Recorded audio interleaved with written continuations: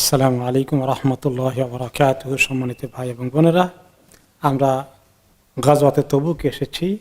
নবী করিম সাল্লাল্লাহু আলাইহি ওয়াসাল্লামের জীবনের শেষ যুদ্ধ ছিল এই গাজওয়াতে তবুক, তবুকের যুদ্ধ, তবুকের অভিযান। যুদ্ধ আসলে হয়নি, কিন্তু যুদ্ধের জন্য তিনি অভিযানে সেখানে গিয়েছেন এবং এটা ঘটেছিল হিজরি 9 সনের রজব মাসে।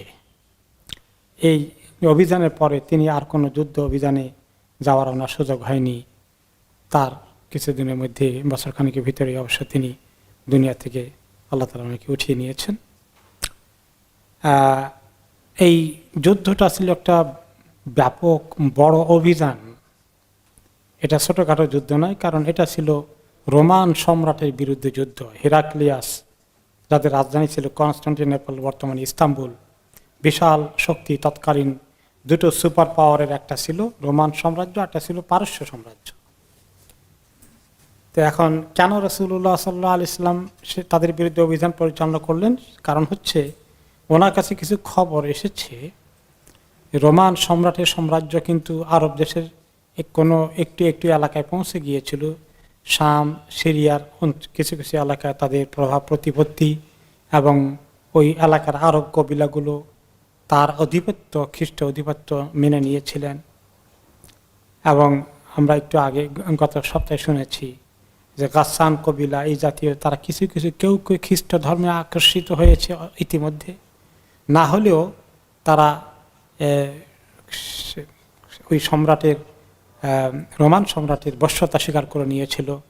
যার ফলে রোমান সম্রাট তাদেরকে উৎসাহিত করল, কারণ তাদের আশঙ্কা হলো যে নবী মুহাম্মদ সাল্লাল্লাহু আলাইহি ওয়াসাল্লামের শক্তি যেভাবে বৃদ্ধি পেয়েছে, আস্তে আস্তে করে সেটা তাদের দিকে ছড়িয়ে যেতে পারে, এবং অন্যান্য আরব কবিলাগুলো যারা এখনও ইসলাম কবুল করেনি, তারাও এই বিষয়ে একমত যে তাদেরকে এখন রুখতে হবে, এবং তারা একলা রুখতে পারবে না। রোমান সম্রাট যদি এগিয়ে আসে তার বিশাল বাহিনী নিয়ে, তাহলেই সম্ভব। এইভাবে তাদের কোঅপারেশনের প্রস্তুতি শুরু হয়ে গেল। এই খবর যখন মদিনায় এসেছে, রাসূলুল্লাহ সাল্লাল্লাহু আলাইহি ওয়াসাল্লাম তিনি প্রস্তুতি নেওয়া শুরু করে দিলেন, এবং তিনি এই যুদ্ধটাকে তিনি প্রকাশ্যভাবে ডিক্লেয়ার করলেন। যত যুদ্ধ জেহাদ তিনি করেছেন, তার মধ্যে দুটোকে তিনি ডিক্লেয়ার করেছেন, বাকিগুলো সব তিনি গোপন রেখেছেন খবর। একটা ছিল খাইবারের যুদ্ধ, এটাকে তিনি প্রকাশ্য ঘোষণা দিয়ে গিয়েছেন, কারণ আল্লাহ তাআলা ওনাকে বলে দিয়েছেন যে আল্লাহ তাআলা ওনাকে বিজয় দান করবেন, কাজেই এটাকে তারা ঠেকাতে পারবে না। সেই জন্য তিনি সেটাকে পরিষ্কার ঘোষণা দিয়ে যুদ্ধে নেমেছিলেন। আর 2 নম্বরটা হচ্ছে তবুকের যুদ্ধ, তবুকের অভিযানটাকে তিনি পরিষ্কারভাবে ডিক্লেয়ার করে দিয়েছেন। শুধু মদিনা নয়, মদিনার আশেপাশে যত কবিলায় যারা ইসলাম কবুল করেছে, তখন তো ব্যাপক সংখ্যক লোক ইসলাম কবুল করে ফেলেছে। মদিনার বাইরেও, মক্কা, মদিনা, হেজাজ এবং আরবের অন্যান্য অঞ্চলে তারা অনেকেই ইসলাম কবুল করে ফেলেছিলেন। তাদের সবাইকে তিনি খবর দিয়েছেন, এবং খবর দেওয়ার পরে যেটা হলো, কিন্তু অনেকেই এই যুদ্ধে যাওয়ার ব্যাপারে সাংঘাতিক চিন্তায় পড়ে গেল। কারণ এতদিন ওনারা যুদ্ধ করেছেন মদিনা বা তার আশেপাশে, এখন যে যুদ্ধ অভিযানে যেতে হবে, এটা হচ্ছে মদিনা থেকে প্রায় 800 মাইল দূরে তবুক। এত লম্বা সফর করতে হবে। আর 2 নম্বর হচ্ছে, এটা পুরো পিক সামার ছিল, একদম গরমের মৌসুমে এই যুদ্ধ হয়েছে। আরব দেশে আপনারা জানেন, যারা গিয়েছেন মক্কা মদিনা হজ করতে, যখন মেইন সামার থাকে, পুরো গ্রীষ্মকাল থাকে, ওই সময় কেমন গরম পড়ে। আর এই সময় এত লম্বা জার্নি উঠে করে বা হেঁটে গিয়ে 800 মাইল কিভাবে সম্ভব? কাজেই কারো কারো ভিতরে চিন্তা আসলো যে আমার শরীরে কুলাবে কিনা, আমি যেতে পারবো কিনা, এই জাতীয় অনেকেই চিন্তা ভাবনা করা শুরু করেন। মুনাফিকরা তো আগে থেকেই পালানোর চিন্তায় আছেন। মুমিনদের মধ্যেও কেউ কেউ চিন্তা করলেন যে আমরা পারবো কিনা এখানে দূর যেতে। কারো কারো ভিতরেও একটুখানি দুর্বলতা সৃষ্টি হয়ে গেল। তো আল্লাহ তাআলা তাদেরকে উৎসাহিত করার জন্যে নবী করিম সাল্লাল্লাহু আলাইহি ওয়াসাল্লাম যখন ডিক্লেয়ার করলেন, কেউ কেউ বিভিন্ন কারণে একটু পিছপা হওয়ার চিন্তা করলো। খেজুরের মৌসুম, আবার তাদের ফসল কাটার মৌসুম, আরব দেশে মেইন ফসল ছিল খেজুর, মদিনায় বিশেষ করে। আর সামারে গ্রীষ্মের ভিতরে এই খেজুরের ফসল কাটতে হয়, যদি ঠিকমতো না কাটা হয় তাহলে সারা বছরের খাবারও গেল, ইনকামও গেল। তখন তিনি তাদেরকে বোঝানোর চেষ্টা করলেন। তিনি তাদেরকে বললেন যে তোমরা যে কোনোভাবে আসো, সবাই রেডি হও, প্রস্তুতি নাও। এগুলো বলার কারণে অনেকেই রাজি হলেন আসার জন্য, কিন্তু কেউ কেউ কারো কারো ভিতরে দুর্বলতা সৃষ্টি হয়ে গেল। সেটাকে লক্ষ্য করে আল্লাহ তাআলা কোরআনে আয়াত নাজিল করলেন উৎসাহিত করার জন্য। আল্লাহ তাআলা বললেন সূরা আত-তাওবার 38 থেকে 41 নম্বর আয়াতে, বা'দ আউযু বিল্লাহি মিনাশ শাইতানির রাজীম, ইয়া আইয়ুহাল্লাযীনা আমানু মা লাকুম ইযা ক্বিলা লাকুম ইনফিরু ফী সাবিলিল্লাহি সাকালতুম ইলাল আরদ। হে ঈমানদারগণ, যখন তোমাদেরকে বলা হয় যে আল্লাহর রাস্তায় তোমরা বের হও, অভিযানে যেতে হবে, ইসসাকালতুম ইলাল আরদ, তোমরা কেন জমিনের মধ্যে একেবারে আটকে থাকো, উঠতে চাও না? তোমরা মনে হয় যেন জমিনে বসে থাকবে, পড়ে থাকবে।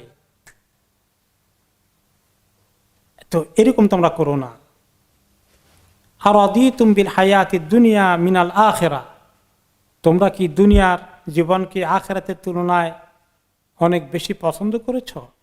দুনিয়ার জীবনের আরাম, আয়েশ, আনন্দ এগুলো তোমাদের কাছে অগ্রাধিকার হয়ে গেল? আখিরাতে জিন্দেগিতে নবী করিম সাল্লাল্লাহু আলাইহি ওয়াসাল্লামের সঙ্গে তোমরা যদি এই অভিযানে যাও, তোমরা কত বড় নেকির অধিকারী হবে, তোমাদের শাহাদাত নসিব হবে, তা নাহলে গাজী হয়ে আসবে।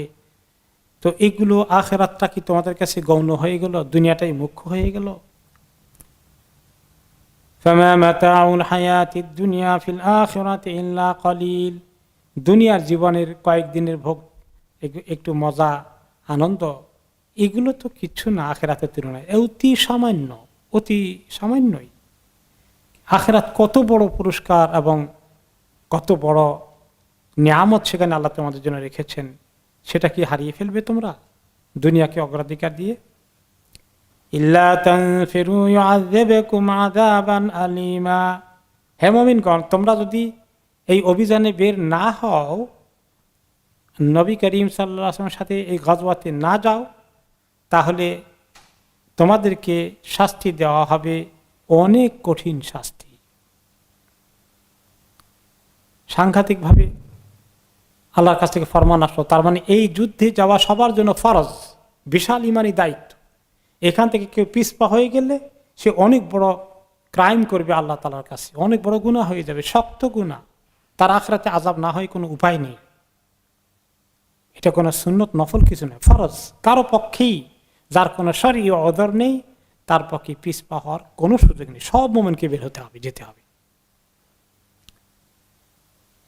ওয়ায়াস্তাবিদিল কওমান গায়রাকুম ওয়া লা তাদুররুহু শাইআ, আর তোমরা যদি এই অভিযানে বের হইতে না চাও, দিনের ডাকে এই সাড়া না দাও, আল্লাহর হুকুম না মানো, তাহলে আল্লাহ তাআলা তোমাদের পরিবর্তে অন্য কোনো কওমকে দিনের জন্য নিয়ে আসবেন। তোমাদেরকে আল্লাহ তাআলা তার কাছ থেকে সরিয়ে দেবেন, তোমরা আল্লাহর রহমত থেকে বঞ্চিত হয়ে যাবে। তোমাদের এইরকম যারা অভিযান থেকে ফাঁকি দেবে, এইরকম মুমিনের আল্লাহ কোনো দরকার নেই। আর আল্লাহ তাআলার কাছে চাইলে তোমাদের পরিবর্তে অন্যদেরকে ঈমানের মধ্যে নিয়ে এসে তাদেরকে দিয়ে এই বড় কাজ করানো, এটা আল্লাহ তাআলার পক্ষে অসম্ভব কিছু না।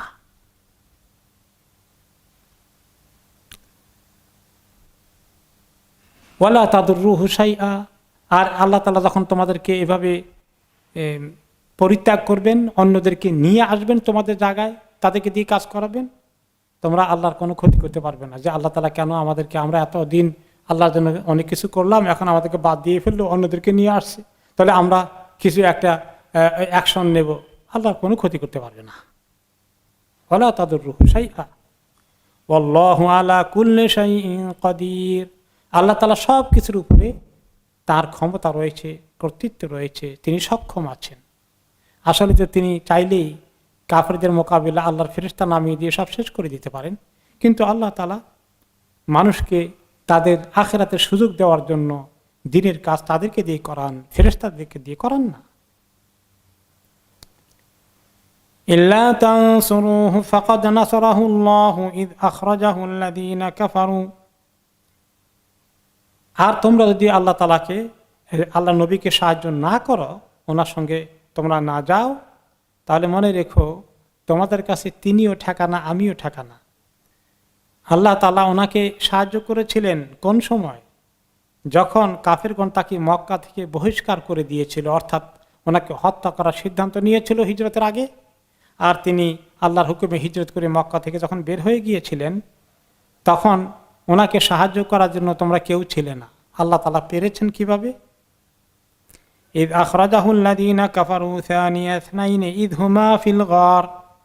যখন কাফেরগণ তাকে মক্কা থেকে বের হতে বাধ্য করলো, তখন তিনি আর তার সাথী আবু বকর রাদিয়াল্লাহু আনহু, তিনি ছিলেন দুইজনের একজন, আরেকজন ছিলেন আবু বকর রাদিয়াল্লাহু আনহু। এই দুইজন যখন গারের মধ্যে ছিলেন, গারে সাউর ছিলেন, এই গুহার মধ্যে যখন আশ্রয় নিয়েছিলেন, আশেপাশে কাফেরদের পায়ের আওয়াজ পাওয়া যাচ্ছে, তারা খুঁজছে, যে কোনো সময় তাদের চোখে পড়ার কথা ছিল, ধরা পড়ার কথা ছিল। কিন্তু সেই ভয়ের সময় নবী করিম সাল্লাল্লাহু আলাইহি ওয়াসাল্লাম আদৌ বিচলিত হননি। আল্লাহ তাআলা ওনাকে হেফাজত করেছেন।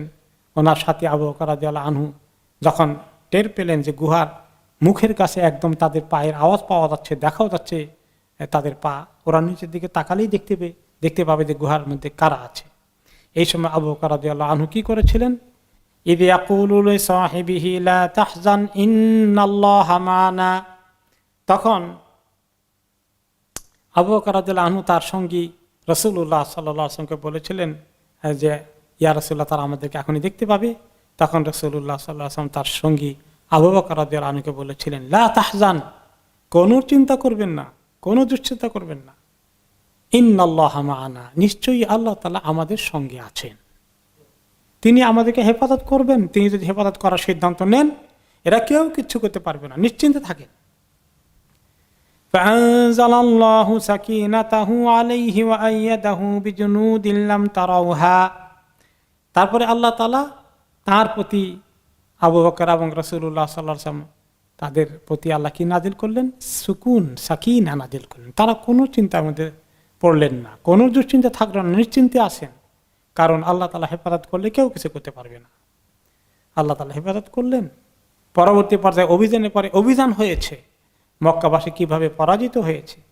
ওয়া আইয়াদাহু বিজুনুদিন লাম তারাউহা, এমন বাহিনী দিয়ে আল্লাহ তাআলা তাকে সাহায্য করেছেন যাদেরকে তোমরা দেখোনি।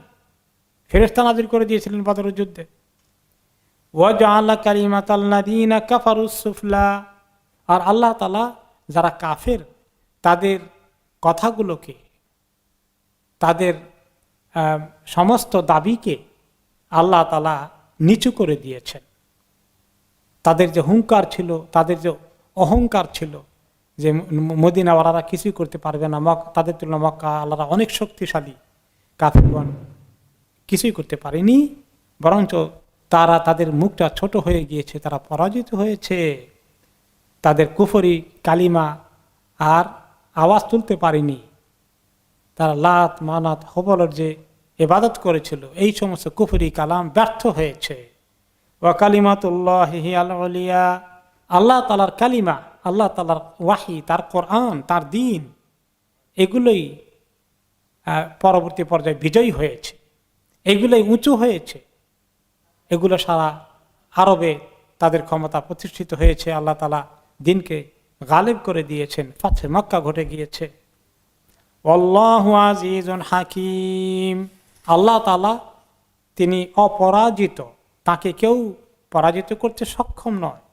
এবং তিনি হাকিম, তিনি ভালো করে জানেন, তার সেই জ্ঞান রয়েছে কিভাবে রাসূলুল্লাহ সাল্লাল্লাহু আলাইহি ওয়াসাল্লামকে কেউ সাহায্য না করলে তিনি কিভাবে ওনাকে একলাই সাহায্য করে পার করে দিবেন, বিজয় দিয়ে দিবেন, এবং তিনি কিভাবে দুশমনকে পরাজিত করবেন, সেগুলো সব আল্লাহ তাআলার জানা আছে। তোমরা যদি ওনাকে সাহায্য না করো, উনি আটকে যাবেন না, উনি ঠেকে যাবেন না। তারপরে আল্লাহ তাআলা মুমিনদেরকে তিনি শুধুমাত্র থ্রেট দিয়ে ছেড়ে দিলেন না, তাদেরকে উৎসাহিত করছেন, তোমাদের তো জান্নাতে দরকার আছে, তোমরা তো আখিরাতের জন্য এই দিনের মধ্যে এসেছো, আখিরাতের কামিয়াবি কেন মিস করবে?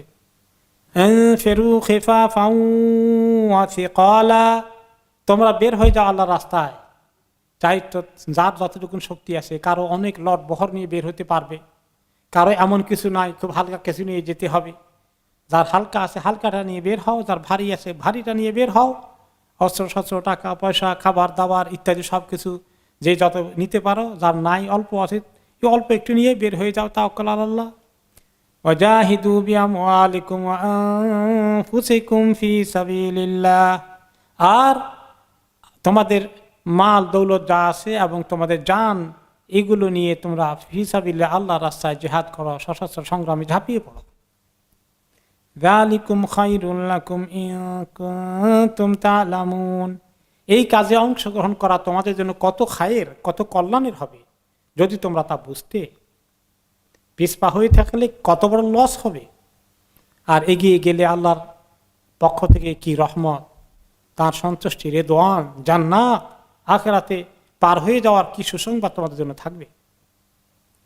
তো এই জন্য যারা যারা একটু পিছপা হওয়ার ফোন দিয়ে আঁটছিলেন মোমেনরা, ওনারা মুনাফিক নন, মোমেন, কিন্তু একটু দুর্বলতা এসে গিয়েছে, ওদের দেওয়ার চিন্তা করছে, না যে পারা যায় কিনা, এত দূরের এত বড় শক্তির মোকাবিলা, খেজুরগুলো সব নষ্ট হয়ে যাবে সারা বছর, আর সমস্ত সম্বল শেষ হয়ে যাবে। তো এরকম চিন্তা যারা যারা করেছিলেন কিছু কিছু মোমেনরা, অনেকেই অবশ্য যারা এই সমস্ত কিছু পরোয়া করেননি, কিন্তু যারা একটু দ্বিধাদ্বন্দ্বে ছিলেন তাদেরকে আল্লাহ তাআলা এখানে কিছুটা তিরস্কার করলেন, তাদেরকে বোঝানোর চেষ্টা করলেন, তাদেরকে আল্লাহ তাআলা থ্রেট করলেন, তাদেরকে আল্লাহ তাআলা সুসংবাদ দিলেন, খায়রুল লাকুম, কত কল্যাণ তোমাদের হবে তা কি জানো, কাজে তোমরা বেরিয়ে যাও। তো এই কথা শোনার পরে আলহামদুলিল্লাহ মুসলমানদের মধ্যে যাদের একটু দুর্বলতা এসেছিল ওনারা সবাই গা ঝাড়া দিয়ে উঠলেন, ওনাদের মন স্থির হয়ে গেল, ওনারা এখন দুর্বলতা আলহামদুলিল্লাহ মন থেকে ঝেড়ে ফেলে দিলেন এবং সবাই রেডি হয়ে যাচ্ছেন। যখন অভিযানে যেদিন বের হতে হবে সবাই প্রস্তুতি নিচ্ছেন বের হওয়ার জন্যে। এমনকি আশেপাশের কবিলার থেকে অনেকে ইতিমধ্যে মদিনায় পৌঁছে গেলেন। তিনি তাদেরকে খবর দিয়েছিলেন, গেফার কবিলা, জুহাইনা, আসলাম, আশজা, বনু কাব ইবনে খুজা, এরকম অনেক জায়গা থেকে এসে এসে মানে অনেক লোক মদিনায় পৌঁছে গেলেন এই অভিযানে অংশগ্রহণ করার জন্য। এখন লোক তো আস্তে আস্তে আসছে, কিন্তু এই অভিযানে 800 মাইল যেতে কতদিন লাগবে, আসতে কতদিন লাগবে, যুদ্ধ হলে কতদিন থাকতে হবে, কি পরিমাণ রসদপত্রের দরকার। মদিনা রাষ্ট্রে কি তখন এত টাকা আছে কোষাগারে? তা তো নাই। নবী করিম সাল্লাল্লাহু আলাইহি ওয়াসাল্লাম অভিযানের জন্য টাকা পয়সা, রসদপত্র, খাবার দাবার, খেজুর যা আছে সব আহ্বান করলেন যে তোমরা বেশি বেশি করে আল্লাহর কাছে দান করো, তোমরা সব যার কাছে যা আছে ব্যাপক হারে এই অভিযানের জন্য ফি সাবিলিল্লাহ দান করতে থাকো। তো সবাই আসলেন। প্রথমে যিনি আসলেন তিনি হলেন ওমর ইবনে খাত্তাব রাদিয়াল্লাহু আনহু। তিনি চিন্তা করলেন যে সব সময় সব কাজে আবু বকর রাদিয়াল্লাহু আনহু বেশি করে দেন, আগে আগে দেন, এবার ওনার আগে আমি নিয়ে যাব, আর আমি এমন দেওয়া দেব ইনশাআল্লাহ, আশা করছি এবার ওনাকে বিট করতে পারবো, ওনার চেয়ে বেশি আমি দিতে পারবো এবার ইনশাআল্লাহ। তো তিনি নিয়ে আসলেন। ওনার ওই সময় মোটামুটি কিছু ব্যবসা বাণিজ্য উনি মদিনা শুরু করে দিয়েছিলেন, কিছু ওনার কাছে টাকা পয়সা ছিল, খারাপ না, মোটামুটি একটা অ্যামাউন্ট, উল্লেখযোগ্য পরিমাণ বলা যায়। তো তিনি বললেন যে এই পুরো অ্যামাউন্ট যা আছে আমার সেভিংয়ের পুরো অর্ধেক আমি নিয়ে যাব। তা আমি খুব খুশি এবং কনফিডেন্সের সাথে আলহামদুলিল্লাহ বলে এই আমার অর্ধেক সম্পদ নিয়ে ওনার কাছে পৌঁছে গেলাম।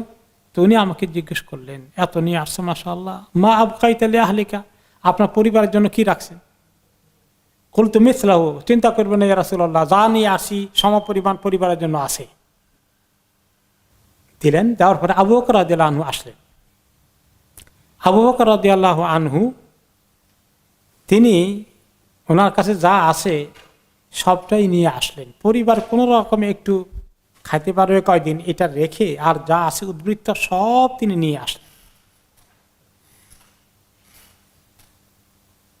রাসূলুল্লাহ সাল্লাল্লাহু আলাইহি ওয়াসাল্লাম ওনাকে জিজ্ঞেস করলেন, ইয়া আবু বকর মা আবকাইতা লি আহলিকা, পরিবারের জন্য কতটুকুন কি রেখে এসেছেন? তিনি বলেন, আবকাইতু লাহুমুল্লাহ ওয়া রাসূলা, আল্লাহ এবং তার রাসূল তো আসেনি, তাদেরকে রেখে আসে, আর যা চলা লাগে এই সামান্য তো এক শব্দ একেবারে কালকে থেকে না খাই মরবে এরকম তো না, কিছু তো রেখে আসেনি। তো এই কথা শুনে ওমর রাদিয়াল্লাহু তাআলা আনহু তখন মন্তব্য করলেন, তখন ওমর রাদিয়াল্লাহু আনহু ওনার সামনে আসেন, আল্লাহি লা উসাবিকুকা ইলা শাইইন আবাদান, আল্লাহর কসম আর কোনোদিন আপনার সঙ্গে প্রতিযোগিতা করব না, বুঝে ফেলেছি পারবো না কোনোদিন বিট করতে। তবে এই প্রতিযোগিতা এমন নয় নাম ফুটানোর প্রতিযোগিতা নাকি, না, কারণ আখেরাতে পাওয়ার প্রতিযোগিতা সবসময় আবু বকর রাদিয়াল্লাহু আনহু সব কিছুতে আগে আগে। তো আখেরাতের ব্যাপারে কিন্তু আল্লাহ তাআলা প্রতিযোগিতা করতে বলেছেন, সেটা নিষেধ নাই। সূরা আবাসার মধ্যে আল্লাহ তাআলা যখন জান্নাতের অনেক সুন্দর সুন্দর নিয়ামত আলোচনা করেছেন, জান্নাতের এত সুন্দর খবর বলে সূরা আল মুতাফফিফিন, সেখানে তারপর আল্লাহ তখন কি বললেন, ওয়াফি যালিকা ফালইয়াতানাফাসিল মুতানাফিসুন, জান্নাতের এত নিয়ামত বলে আল্লাহ তাআলা বলেন এই নিয়ামত পাওয়ার জন্য দুনিয়াতে যারা প্রতিযোগিতা করতে চায় জান্নাত পাওয়ার প্রতিযোগিতা করুক। ওই নিয়ত যদি থাকে যে উনি কত দিয়েছেন, উনি দিয়েছেন 1000 পাউন্ড, আমি দেব 2000 পাউন্ড, যে আমি ওনার থেকে বেশি আল্লাহর কাছে চাই, কিন্তু সবাই দুনিয়ার মধ্যে নাম ফুটানোর জন্য দেব, উনি বেশি ওনার থেকে বেশি দিয়ে একটু নাম কুড়াবো, তাহলে জায়েজ নেই, এটা আল্লাহ কবুল করবেন না। তা আবু বকর ওমর রাদিয়াল্লাহু আনহুর অবশ্য দুনিয়ার প্রতিযোগিতা ছিল না, আখিরাতের প্রতিযোগিতা ছিল, সেই প্রতিযোগিতা হালাল। যাই হোক, তো উনি এই কথা বলার অর্থ হলো যে যতই চেষ্টা করি পারবো না আপনার সঙ্গে আখিরাতের প্রতিযোগিতায়, এটাই বোঝাতে চেয়েছেন যে আপনার সঙ্গে এই প্রতিযোগিতায় লিপ্ত হয়ে আমার লাভ হবে না, বুঝতে পারছি কোনোদিন আপনাকে ছাড়া মানে আপনার আগে যেতে পারবো না। তো এখন এখানে কেউ কেউ বলবেন যে উনি যে বললেন আল্লাহ এবং তার রাসূলকে রেখে এসেছি, সেটা শিরক হয়ে গেল না? আল্লাহ থাকার কথা তো ঠিক আছে, আল্লাহর হয়ে তাওয়াক্কুল, তিনি কি রাসূলের উপরে তাওয়াক্কুল করেছেন? না, এই রাসূলের অর্থ হচ্ছে যে আল্লাহ এবং তার রাসূলের প্রতি যে ঈমান, আস্থা, তাওয়াক্কুল, এটা আমার পরিবারে আছে, যে আল্লাহর প্রতি তাওয়াক্কুল, ঈমান, আল্লাহ এবং তার নবী, তাদের যে দ্বীন আমাদের কাছে আছে, এই দ্বীন তাদের হেফাজত করবে। আমার পরিবার যদি টুকটাক কিছু জোগাড় করে তারা চলতে পারবে, তাদের জন্য কোনো অসুবিধা নাই। আর রাসূলুল্লাহ সাল্লাল্লাহু আলাইহি ওয়াসাল্লাম যদি দোয়া করে দেন, এটার দিকেও ইঙ্গিত থাকতে পারে যে আল্লাহ তাদেরকে সবর দিক, তাদেরকে আল্লাহ হেফাজত করুক। তো আল্লাহ এবং রাসূলের এখানে শিরক হয়নি। তো আর অন্য আমরা যখন দুইজনকে একই লেভেলে মনে করব তখন শিরক হবে।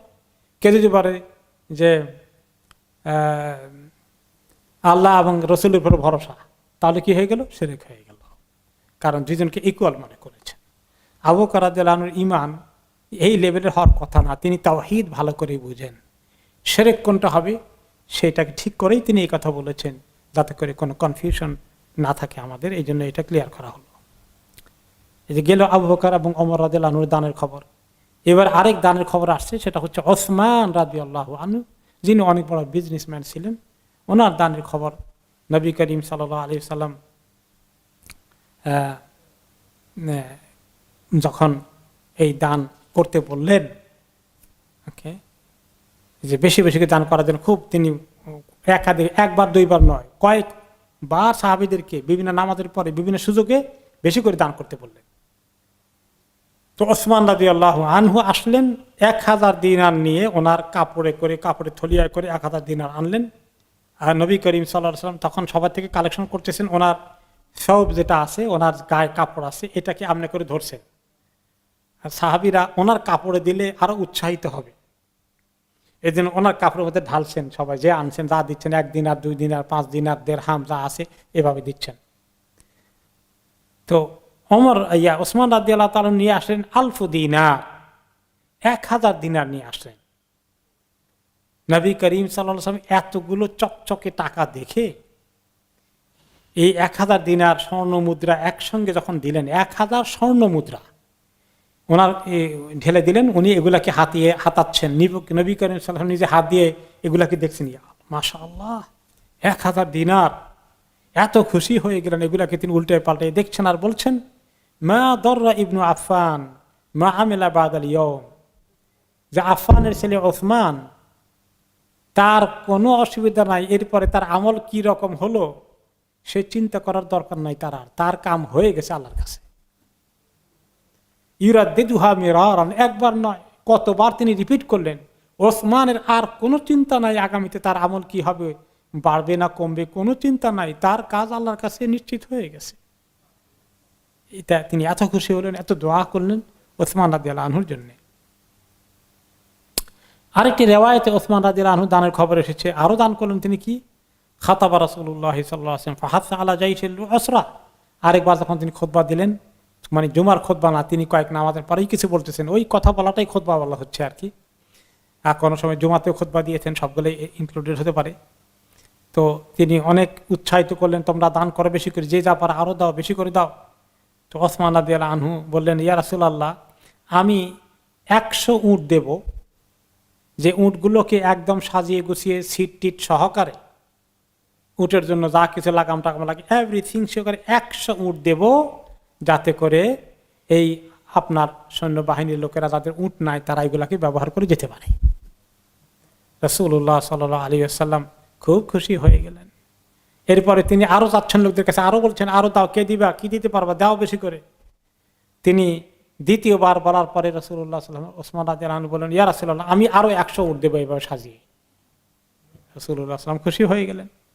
এরপরে তিনি আরো লাগবে, কারণ কত লোক যাবে, কয়েক হাজার লোকের বাহিনী তিনি নিচ্ছেন, উট তো কয়েক হাজারের দরকার। তিনি আবার বললেন, আবার বলার পরে ওসমান রাদিয়াল্লাহু আনহু আবার বললেন, ইয়া রাসূলুল্লাহ, আরো 100 দেবো আমি সাজিয়ে গুজিয়ে একদম যুদ্ধে যাওয়ার জন্য। নবী করিম সাল্লাল্লাহু আলাইহি সাল্লাম এত খুশি হয়ে গেলেন, তিনি মিম্বার থেকে খুশি হয়ে নামলেন আর বললেন, মা আলা উসমান মা আমিলা বাদা হাদা মাররাতাইন আও সালাসান। ওসমানের কোনো দুশ্চিন্তার কারণ নাই, তার আমল এরপরে কি হবে আর ভবিষ্যতে আমল করতে পারবে না না পারবে, তার কাজ আল্লাহর কাছে হয়ে গেছে, সে আল্লাহর কাছে তার নাজাত এবং পুরস্কার নিশ্চিত হয়ে গেছে, তার জন্য কনফার্ম হয়ে গেছে, তিনি একাধিকবার বলতে থাকলেন। এরপরে আসলে আরেক ধনী সাহাবী আছেন, ব্যবসায়ী আব্দুর রহমান ইবনে আউফ রাদিয়াল্লাহু আনহু।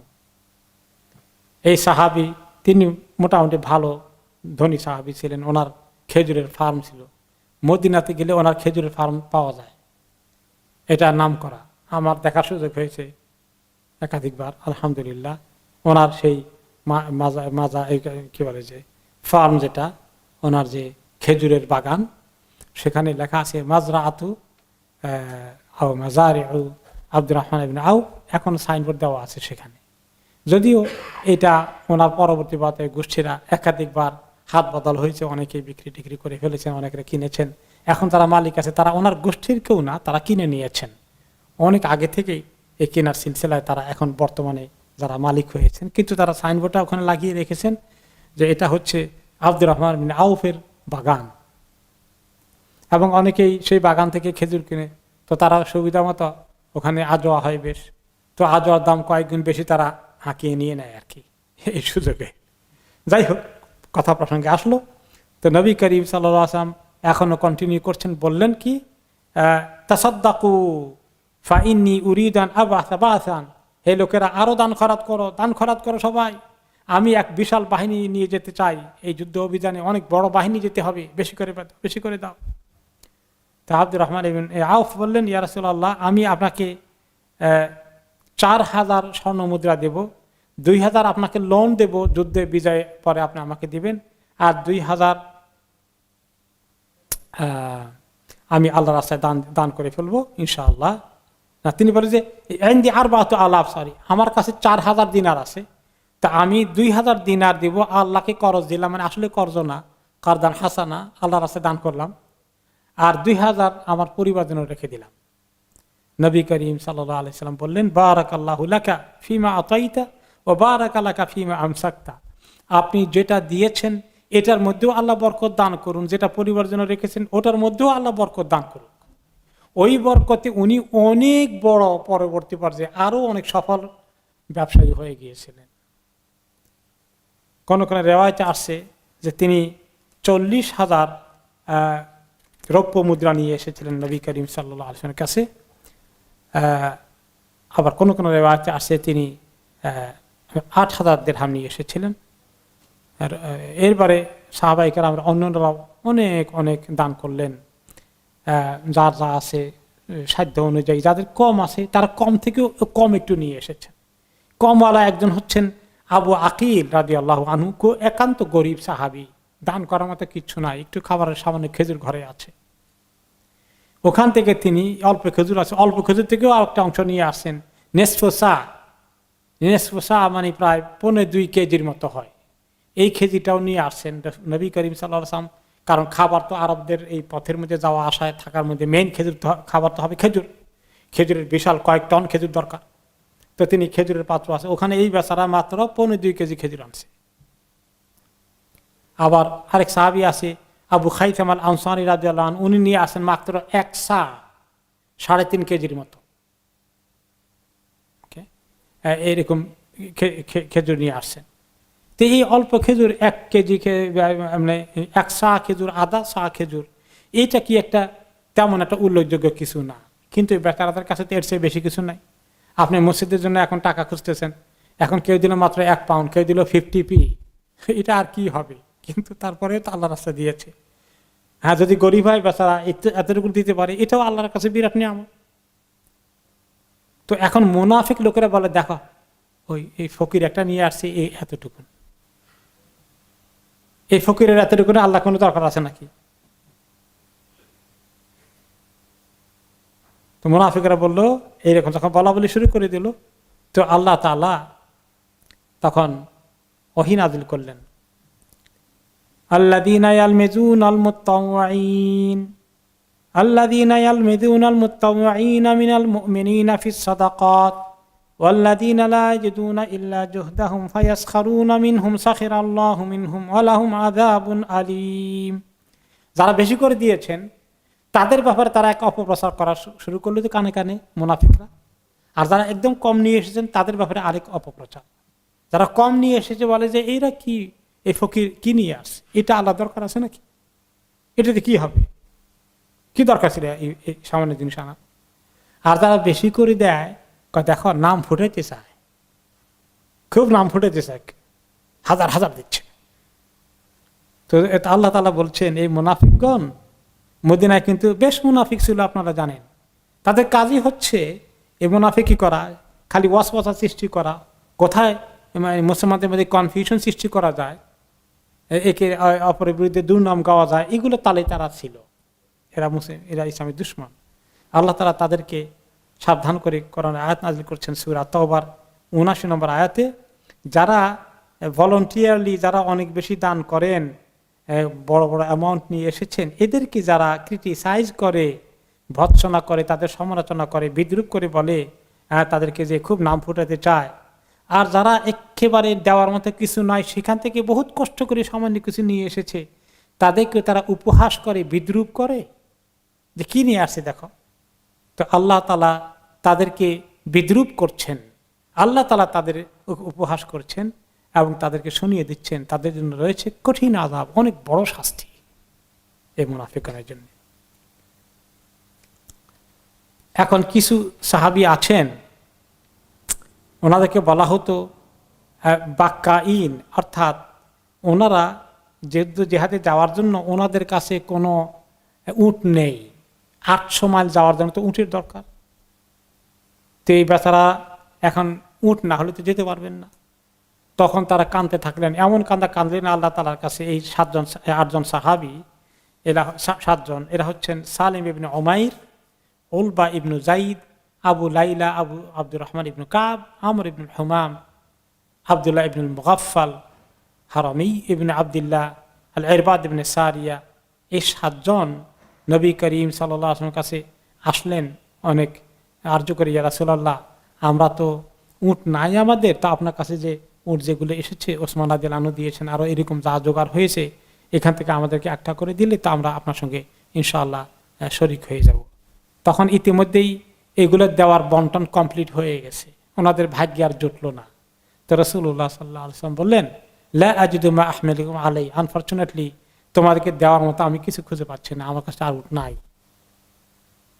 তো তারা এই কথাটা শুনে তাদের মনটা খুব ছোট হয়ে গেল, ওনারা খুব দুঃখ পেলেন, আহারে আমাদের নিজেরও উট নাই, আর নবী করিম সাল্লাল্লাহু আলাইহি ওয়াসাল্লামের কাছে যেগুলো ছিল বন্টনের জন্য সেগুলো শেষ হয়ে গেল, আমরা পেলাম না। তারা এত দুঃখ কষ্ট নিয়ে ফিরে গেলেন বাড়ির দিকে, আর তাদের চোখ দিয়ে জ্বর জ্বর করে পানি চড়ছিল, তারা আল্লাহ তাআলা ছুটছিল, আল্লাহ তাআলার কাছে তারা কাঁদছিলেন আমাদের মধ্যে, যে আল্লাহ আমাদের কপালটা এত খারাপ হয়ে গেল যে আমরা এত বড় অভিযানে রাসূলুল্লাহ সাল্লাল্লাহু আলাইহি ওয়াসাল্লামের সঙ্গে সাহচর্য থেকে আমরা বঞ্চিত হয়ে যাব। তো তাদেরকে সান্ত্বনা দিয়ে আল্লাহ তাআলা কোরআন আয়াত নাযিল করলেন সূরা তওবার 91 থেকে 92 নম্বর আয়াতে, লাইসা আলাদ দুআফা'i ওয়ালা আলাল মারদা ওয়ালা আলাল লাযিনা লা ইয়াজিদুনা মা ইউনফিকুনা হারাজুন ইযা নাসাহু লিল্লাহি ওয়া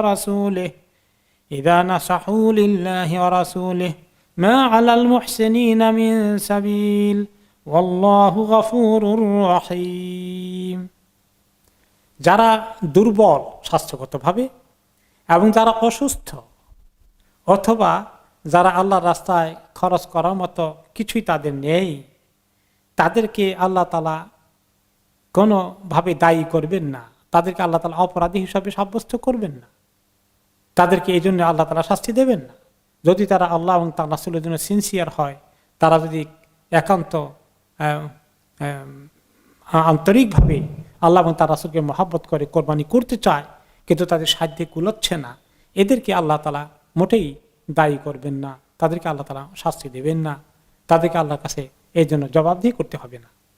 মা আলাল মুহসিনিনা মিন সাবিল, তারা যে সত্যিকার মুহসিন হয়, নেককার হয় এবং তাদের ওজর রয়েছে, তাদের সক্ষমতা নেই, তাহলে অবশ্যই আল্লাহ তাআলা তাদেরকে কোনোভাবেই তিরস্কার করবেন না, দায়ী করবেন না। ওয়াল্লাহু গফুরুর রহিম, আল্লাহ তো সত্যি ক্ষমাশীল এবং তিনি অনেক দয়াময়। ওয়ালা আলাল লাযিনা ইযা মা আতাউকা লিতাহমিলাহুম কুলতা লা আজিদু মা আহমিলুকুম আলাইহি তাওয়াল্লাউ ওয়া আ'ইনুহুম তাফিদু মিনাদ দাম'i হাযানান আল্লা ইয়াজিদু মা ইউনফিকুন। ওদের ব্যাপারেও আল্লাহ তাআলার কাছে তারা কোনোদিন দায়ী হবে না, আল্লাহ তাআলা তাদেরকে জবাবদিহি করাবেন না। যারা আপনার কাছে এসে দরখাস্ত দিয়েছিল যে যদি আপনার কাছে কোনো উট জাতীয় কিছু থাকে তাদেরকে দিতে, তারা সওয়ার হয়ে আপনার সঙ্গে যোগদান করবে এই যুদ্ধে অভিযানে, আর আপনি না দিতে পারে বলেছিলেন যে না আমি তো কিছু নেই আমার কাছে তোমাদেরকে দেওয়ার মতো, তখন আপনার কথাটা শুনে তারা হতাশ হয়ে ফেরত চলে গিয়েছিল। যখন যাচ্ছিল তারা তাদের চোখ দিয়ে দর দর করে পানি পড়ছিল। তারা কত আন্তরিক আল্লাহর জন্য নিজেদের জানমাল নিয়ে এগিয়ে যেতে, তারা যেতে পারবে না এই দুঃখে কষ্টে, তাদের চোখ দিয়ে দর দর করে পানি পড়ছিল দুঃখে কষ্টে। আল্লাহ ইয়াজিদু মা ইউনফিকুন, তাদের সামর্থ্য নেই আল্লাহর রাস্তায় যাওয়ার মতো একটা উট কিনে জোগাড় করে তারা যে যাবে, এই তৌফিক না পেয়ে তারা অত্যন্ত কষ্ট পাচ্ছিল। তো তাদেরকে আল্লাহ তাআলা তাদের হয়ে তাদেরকে সান্ত্বনা দেওয়ার জন্য স্বয়ং আল্লাহ তাআলা ওহী নাজিল করে দিলেন, যেন তারা নিজেদেরকে অপরাধী মনে না করে, গিল্টি মনে না করে। তারপরে এখান থেকে তো এনাদের এই 7 জনকে পরবর্তী পর্যায়ে টাইটেল দেওয়া হয়েছে বাক্কাউন, যারা কান্না করেছিলেন, যারা কেঁদেছিলেন দুঃখে কষ্টে, যে আল্লাহর রাস্তায় যেতে পারছেন না। এই 2 জনের মধ্যে একজন হলেন, এই 7 জনের একজনের মধ্যে হচ্ছেন ইবনু ইয়ামিন ইবনু উমাইর আন-নাদরি, আরেকজন হচ্ছেন আব্দুল্লাহ ইবনে মুগাফফাল। এই 2 জনকে যখন একজন হচ্ছেন ইবনে ইয়ামিন ইবনে উমাইর আন-নাদরি, আরেকজন হচ্ছে আবু লাইলা আব্দুর রহমান ইবনে কাব, আর আব্দুল্লাহ ইবনে মুগাফফাল। এই শেষের 2 জন আবু লাইলা আব্দুর রহমান ইবনে কাব এবং আব্দুল্লাহ ইবনে মুগাফফাল, এই 2 জনকে কাঁদতে দেখে ইবনু ইয়ামিন ইবনে উমাইর আন-নাদরি আরেক সাহাবী বললেন, এই 2 জনকে লক্ষ্য করে, ওনারা হয়তো একদিকে যাচ্ছিলেন 7 জন থেকে আলাদা হয়ে, ওনারা এখন এক এলাকায় হয়তো বা থাকেন, সেদিকে যাচ্ছেন, কাঁদতে কাঁদতে যাচ্ছেন। তো সাহাবী ইবনে ইয়ামিন বললেন, কি ব্যাপার আপনারা কাঁদছেন কেন? মা ইউবকিকুমা, কোন অসুবিধা হয়ে গেছে? ক্বালা জিনা রাসূলুল্লাহ সাল্লাল্লাহু আলাইহি ওয়াসাল্লাম ইয়াহমিলানা, আমরা এসেছিলাম আল্লাহর নবী যেন আমাদেরকে এক একটা উট জোগাড় করে দেন, তাহলে আমরা একটু ওনার সঙ্গে জয়েন করতাম, আমরা তো আমাদের উট নিজেদের কোনো উট নেই। ফালাম ইয়াজিদ মা ইয়াহমিলুনা আলাইহি, কিন্তু তিনি আমাদেরকে দিতে পারলেন না। ওয়ালাইসা ইনদানা মা নাতাকাওয়া বিহি আলাল খুরুজ মাহু, কিন্তু আমাদের ওনার সঙ্গে যাওয়ার মতো কিছু জোগাড় করতে পারছি না যেটা নিয়ে আমরা ওনার সঙ্গে বের হয়ে যাব। তখন তিনি বললেন ফাআতাহুমা নাদিহান লাহু ওয়া যাওয়াদাহুমা শাইআন মিন তামর, তারা বললেন যে ঠিক আছে, আমি একটা উট তোমাদেরকে দিয়ে দিব, 2 জনে শেয়ার করে করে যাবা।